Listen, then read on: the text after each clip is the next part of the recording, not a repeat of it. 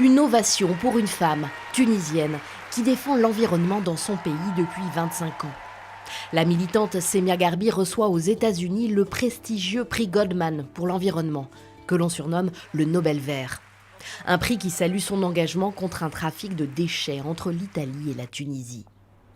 10 jours plus tard, de retour dans son pays, Semia Garbi a toujours le sourire aux lèvres. Ce prix, elle le savoure. Pour elle, ce n'est pas seulement une victoire pour la Tunisie, mais pour tout le continent. C'est vrai que nous sommes des pays en voie de développement, mais nous ne sommes pas des pays dépotoirs. Ce qui est toxique pour les pays développés, il l'est pour nous aussi. Et nous avons en tant que société civile, nous avons le devoir aussi de travailler sur la protection humaine et la protection de notre environnement. Et nous avons le droit aussi de vivre dans un environnement sain.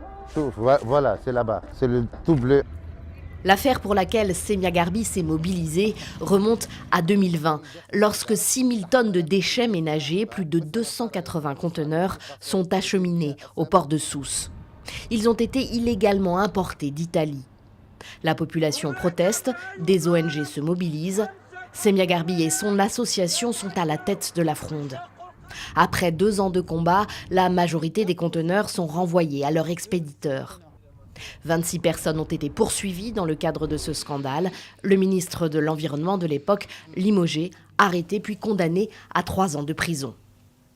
Les pays développés, ils ont la capacité de réduire leurs déchets et aussi de gérer leurs propres déchets. Ils ont la technologie, ils ont toutes les capacités. Donc on se demande pourquoi il y a cet export-là vers nous. Nous avons des capacités limitées. Autant nous exporter les transferts des technologies, ça serait mieux.